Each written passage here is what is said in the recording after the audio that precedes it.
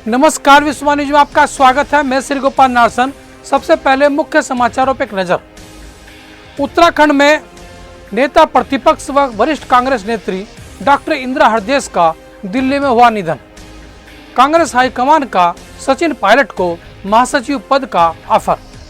मेरठ 14 जून से खुलेंगे सभी बाजार। उत्तराखंड के पर्वतीय रूट पर 14 जून से बसों का संचालन फिर होगा शुरू। पार्किंग में खड़ी एक कार अचानक धरती में समा गई। अब खबरें विस्तार से। उत्तराखंड में नेता प्रतिपक्ष व वरिष्ठ कांग्रेस नेत्री डॉक्टर इंदिरा हृदयेश का दिल्ली में निधन हो गया है। वे वहां उत्तराखंड के भावी चुनाव के संदर्भ में आयोजित कांग्रेस की बैठक में भाग लेने गई थी। इंदिरा हृदयेश को संसदीय कार्यों का विशेष अनुभव था। वे कई बार मंत्री और विधायक रही। उनका निधन कांग्रेस और उत्तराखंड दोनों के लिए बड़ी क्षति है। उनके निधन पर प्रधानमंत्री नरेंद्र मोदी, कांग्रेस अध्यक्ष सोनिया गांधी, मुख्यमंत्री तीरथ सिंह रावत, पूर्व मुख्यमंत्री हरीश रावत, प्रदेश कांग्रेस अध्यक्ष प्रीतम सिंह व किशोर उपाध्याय समेत अनेक नेताओं ने दुख व्यक्त किया है और उन्हें भावभीनी श्रद्धांजलि अर्पित की है। राजस्थान में लंबे समय से चल रहे मुख्यमंत्री अशोक गहलोत और सचिन पायलट के विवाद को थामने में कांग्रेस जुट गई है। कांग्रेस हाईकमान की ओर से सचिन पायलट को महासचिव पद का ऑफर दिया गया है। मेरठ वासियों के लिए राहत की खबर है। प्रशासन ने 14 जून से सभी बाजारों को खोलने के आदेश जारी कर दिए हैं। वहीं अब मेरठ में अग्रिम आदेशों तक केवल शनिवार के दिन साप्ताहिक बंदी रहेगी। शहर की सभी दुकानें सुबह 7 बजे तक से शाम 7 बजे तक खुली रहेंगी। उत्तराखंड के पर्वतीय रूटों पर 14 जून से बसों का संचालन फिर से शुरू हो जाएगा। पुराने किराए पर ही यात्री बसों में सफर कर सकेंगे। अंतर्राज्यीय सार्वजनिक वाहनों का संचालन 100% सवारी के साथ करने की छूट मिलने के बाद परिवहन व्यवसायियों ने बसें संचालित करने का निर्णय लिया है। आम आदमी पार्टी नेता कर्नल अजय कोठियाल ने कहा कि अगर प्रदेश में उनकी सरकार बनती है तो अन्य दलों की तरह सत्ता का केंद्र दिल्ली नहीं होगी। उन्होंने कहा कि वे दिल्ली की अरविंद केजरीवाल सरकार के शिक्षा, स्वास्थ्य, रोजगार और भ्रष्टाचार मुक्त तंत्र को उत्तराखंड में लाने के लिए प्रतिबद्ध हैं, लेकिन राज्य के उत्थान से जुड़े सभी नीतिगत निर्णय उनकी सरकार स्वयं लेगी। मुंबई के घाटोकुप्पर में रामनिवास सोसाइटी के पार्किंग में खड़ी एक कार अचानक धरती में समा गई। बताया जा रहा है कि पार्किंग में जिस जगह कार खड़ी थी वहां कभी कुआं हुआ करता था। कार मालिक पंकज मेहता ने पुलिस को शिकायत की और पुलिस मामले की जांच कर रही है। अब खबरें सहारनपुर से। नेशनल इंडिपेंडेंट स्कूल रिलायंस के अध्यक्ष डॉक्टर कुलभूषण शर्मा ने कहा कि छात्राओं को प्रमोट करने से बच्चा पढ़ाई में पिछड़ जाएगा। पढ़ाई का मूल्यांकन होना ही छात्र हित में जरूरी है। उन्होंने छात्राओं को ऑनलाइन शिक्षा के लिए लैपटॉप और मोबाइल की आवश्यकता पूरी करने की मांग की। ये आज के संबंध में आना हुआ। आज हमारा पूरे राष्ट्रव्यापी दौरे के तहत आज उत्तर प्रदेश का दौरा था। तो यहाँ की विषम परिस्थितियाँ, क्योंकि सबसे ज़्यादा सर्वाधिक स्कूल जो है हिंदुस्तान में वो उत्तर प्रदेश में ही चलते हैं और बहुत ही यशस्वी मुख्यमंत्री योगी जी यहाँ पर कमान संभाले हुए, लेकिन राष्ट्र निर्माता त्रस्त है।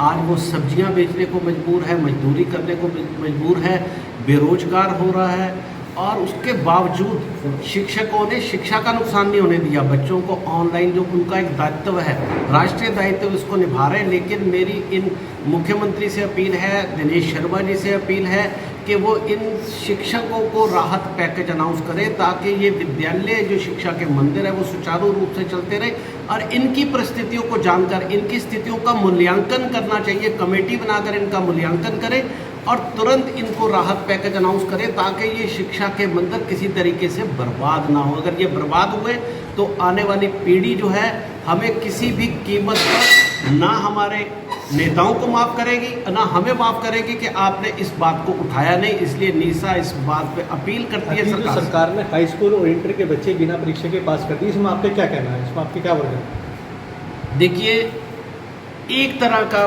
परिणाम होना चाहिए था पूरे हिंदुस्तान में। जब मोदी जी इसके बीच में प्रधानमंत्री आ गए, आज बोर्ड अपने तरीके का मूल्यांकन कर रहा है और सीबीएसई का जो मूल्यांकन किया जाएगा उससे सीबीएसई बच्चों का नुकसान होगा।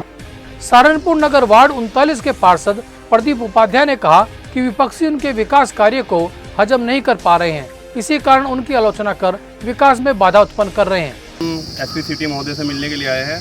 एक सोशल मीडिया पर मेरे खिलाफ और मेरे परिवार के खिलाफ एक खबर डाली गई है, जिसके संबंध में हम एसपी सिटी साहब से मिलने के लिए आए हैं और उनको हमने एक प्रार्थना पत्र अपना दिया है। एक सोशल मीडिया पर खबर डाली गई है सट्टे के कारोबार को लेकर, जिसमें मेरा नाम शामिल किया गया है, मेरे पिता का नाम शामिल किया गया है, जिसके लिए मैं कप्तान साहब और इनसे सभी अधिकारियों से मैं इस विषय में अपनी बात रख रहा हूँ। यदि कहीं पर भी मेरा नाम किसी प्रकार का कहीं मेरी जांच करा ली जाए, यदि मैं कहीं शामिल हूँ तो आप मेरे को उचित कार्रवाई करा सकते हैं, मगर जो मेरी छवि खराब की गई, मेरे परिवार की छवि खराब गई है, इसके लिए मैं कप्तान साहब और एसपी सिटी साहब से निवेदन करना चाहता हूँ कि इसकी एक उच्च स्तरीय जाँच कराई जाए और जो लोग इसमें शामिल हैं उनके ऊपर कानूनी कार्रवाई की जाए। ये एक सोशल मीडिया पर डली खबर है, ये मैं आपको दिखा सकता हूँ, जिसमें नाम तो नहीं डाला गया मगर मेरे वार्ड का ही जिक्र है इसमें और मेरे ही पिता का इसमें जिक्र किया गया है। मैं आपके सबसे बस यही निवेदन करना चाहूँगा कि मेरी जो छवि इन्होंने धूमिल की गई है, इसके ऊपर तुरंत कार्रवाई की जाए।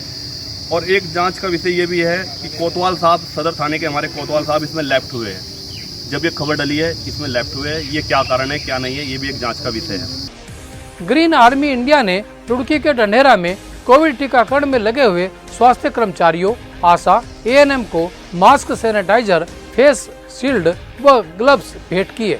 उन्होंने सरकार से अपील की कि आशा कार्यकर्ताओं का जो मानदेय पिछले कई महीनों से नहीं दिया गया, उन्हें जल्द दिया जाए। रुड़की की बेटी मुस्कान वर्मा बॉलीवुड व साउथ की फिल्मों में अपने अदाकारी के जलवे बिखेर रही है। Muskan Verma Malayalam film Maria journey of love, Hindi film Zeher और स्टार भारत पर आने वाली कार्यक्रम राधाकृष्ण में नजर आ चुकी है। फिल्म इंस्पेक्टर अविनाश में मुस्कान रणदीप हुड्डा और उर्वशी रोतेला के साथ नजर आएगी। मां गंगे ब्लड बैंक जगजीतपुर के सहयोग से गलेरिया नर्सिंग होम में एक ब्लड बैंक शिविर का आयोजन किया गया। शिविर में 53 यूनिट रक्त एकत्र हुआ। लक्सर के गलोरिया हॉस्पिटल में रक्तदान कार्यक्रम हुआ है। सभी समाज सेवियों ने, सभी दलों के लोगों ने रक्तदान किया है। मेरे बेटे सुब्र रस्तोगी जो उच्च न्यायालय नैनीताल में अधिवक्ता हैं, उन्होंने भी कांग्रेस अध्यक्ष देवेश राणा जी से प्रेरित होकर के डॉक्टर मदन शर्मा जी के आशीर्वाद से पहली बार रक्तदान किया है। आज डॉक्टर सैमवाल और गलोरिया हॉस्पिटल नर्सिंग होम में आज यहाँ रक्तदान कराया गया है और मैं अपने सभी युवा साथियों को लेकर पहुँचा। मैं नगर कांग्रेस कमेटी के जिन लोगों ने रक्तदान किया है उनका मैं दिल से धन्यवाद करता हूँ और मैं यही कहूँगा कि युवाओं को कि बढ़ चढ़कर रक्तदान में हिस्सा लें और लोगों की जान बचाएं। उत्तर प्रदेश उत्तराखंड की खबरों के लिए बने रहिए हमारे साथ। नमस्कार।